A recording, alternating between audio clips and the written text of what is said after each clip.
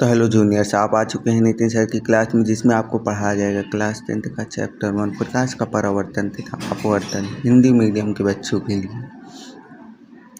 तो हम देखते हैं प्रकाश किसे कहते हैं। प्रकाश ऊर्जा का एक रूप जिसके द्वारा हम किसी वस्तु को देख पाते हैं या देखने की अनुभूति होती है, उसे प्रकाश कहते हैं। जैसे कि प्रकाश का एग्जाम्पल है, दिन में हम देख पाते हैं तथा रात में हम उसे नहीं देख पाते हैं किसी भी वस्तु को।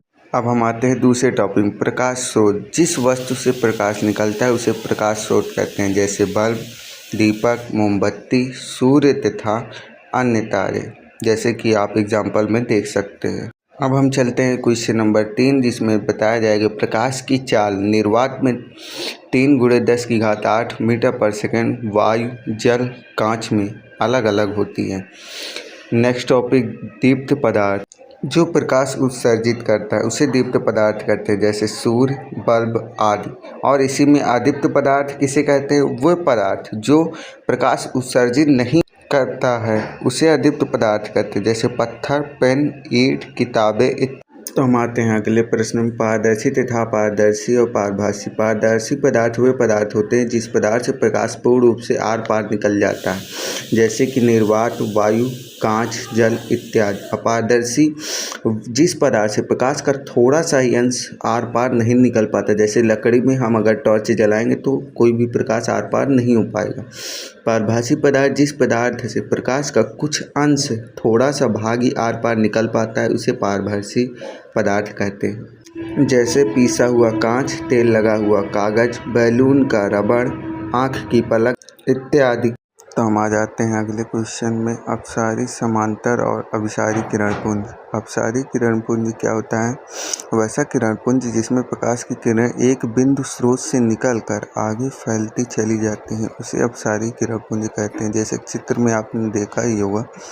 समांतर किरणपुंज वैसा किरणपुंज जिसमें प्रकाश की किरण एक दूसरे के समांतर होती है उसे समांतर किरणपुंज, जैसे सूर्य से आता प्रकाश। अभिसारी किरणपुंज वैसा किरणपुंज जिसमें प्रकाश की किरणें विभिन्न दिशाओं से आकर एक बिंदु पर मिलती हैं या मिलती हुई प्रतीत होती हैं उसे अभिसारी किरणपुंज कहते हैं, जैसे कि तीनों चित्र में आप देख सकते हैं।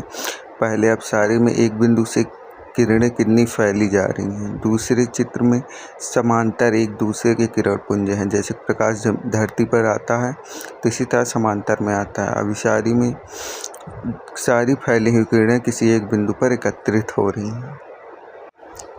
तो अब हम आ जाते हैं प्रकाश की विशेषताएं, जिसमें पहला प्रकाश ऊर्जा का एक रूप है, दूसरा प्रकाश हमेशा सरल रेखा में ही गमन करता है, तीसरा प्रकाश की प्रकृति अनुप्रस्थ होती है, चौथा प्रकाश विद्युत चुंबकीय तरंग, दृश्य तरंग तथा पराबैंगनी तरंग आदि तरंगों का मिश्रण है, पांचवा प्रकाश में तरंग दृश्य तरंग का तरंग दैर्घ्य 4000 एंगस्ट्रॉम से 7500 एंगस्ट्रॉम तक होता है, छठवां प्रकाश की चाल सबसे अधिक निर्यात या हवा में 3 × 10⁸ मीटर पर सेकंड होता है।